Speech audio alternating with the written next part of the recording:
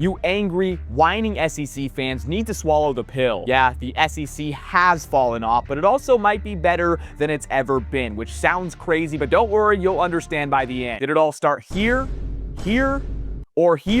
or maybe even here? I can't lie, I'm nervous making this video because there's a chance I may never want to show my face in SEC country again, and I'm going to Oxford next week, so y'all take it easy. It just means more. Winning 13 of 17 national titles in a stretch from 2006 to 2023. Insanity that is never happening again. Wait, didn't the SEC have the best non-conference record in 2024, sending 3 teams to the CFP and setting the all-time NFL draft record for most players by a conference just a few months back in 2025?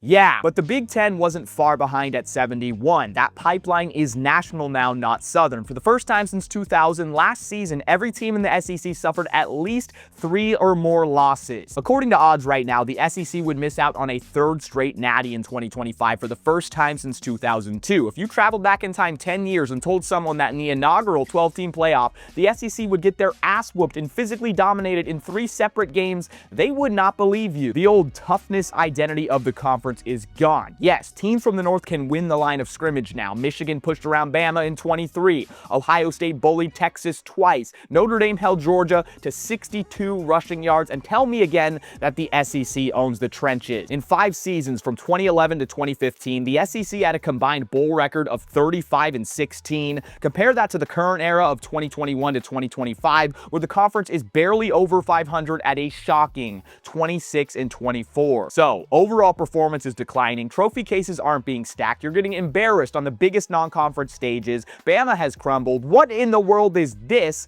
But the talent on paper is still there, proven by recruiting, draft numbers. Please say thank you to Texas. So what the hell is the issue? Simply, it's the NIL and transfer portal. But exactly why does it hurt the SEC so bad specifically, and in some way actually make it better? With the direction of college football, dynasties are harder than ever to create. In fact, they might be dead as we know it. And what exactly did the SEC have back in their prime when they were feared the most? Dynasties. Florida, multiple championships. Saban, Georgia, LSU. Sometimes 2 powers were competing with each other at the same time. Today, the conference has an identity issue because they don't have the one anymore. Georgia has shown that they are human 2 years in a row. Alabama might be completely broken. Texas, the new guys, have fallen in the biggest moment. LSU has been a bag of false hope under Brian Kelly, and Ole Miss hasn't taken the next step. Florida has been gone for a very long time. Meanwhile, the Big Ten actually has that top dog. Michigan and Ohio State have planted the flag the last 2 years, with Penn State vying for that as well. The SEC doesn't have a single clear alpha right now, and that's an identity crisis. The floor of the conference has been raised. 10 SEC teams ranked in this year's AP preseason top 25, an all-time record by one conference at a single time. That's a testament to the ridiculous depth. No, Vandy isn't going to win the conference, but now Vandy can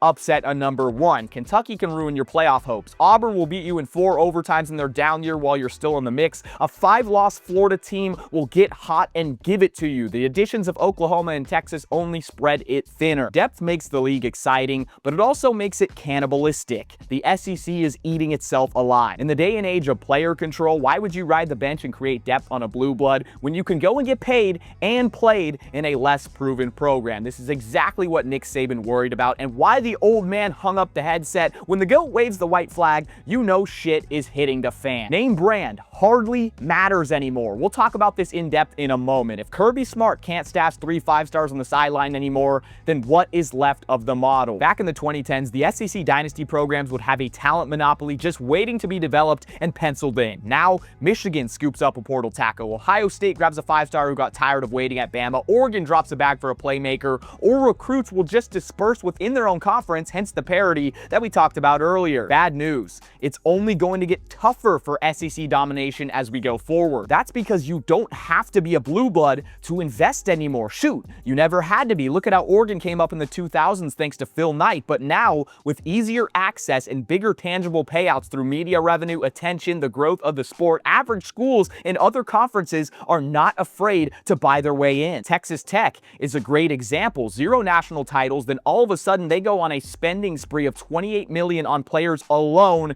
in 2025. How about freaking Kansas receiving the largest gift in college sports history of $300 million earlier this year? SMU, Ohio State, Indiana, Penn State, Michigan, these are all schools with multi-billion-dollar donors who are ready to invest into the future of the sport, and they've already been doing it. The SEC is not trash now. Don't get it twisted. It's not the end of the world. There won't be a year where they don't have at least a few title contenders and elite teams, but they don't own the sport anymore. Their reign is over. The new era has spread talent all across the country. Other programs are starting to take more financial action to compete. The SEC is not as feared as it once was, and there's more parity. Everybody cares about winning now, not just the Southern schools, and I believe this is great for college football. A lot of you SEC fans might be mad that you're not going to be stacking up the trophy case every single season from here on out, but as a West Coast fan of college football, I enjoy watching the SEC more now than ever. I love the chaos, I love the parity, and it got boring in those years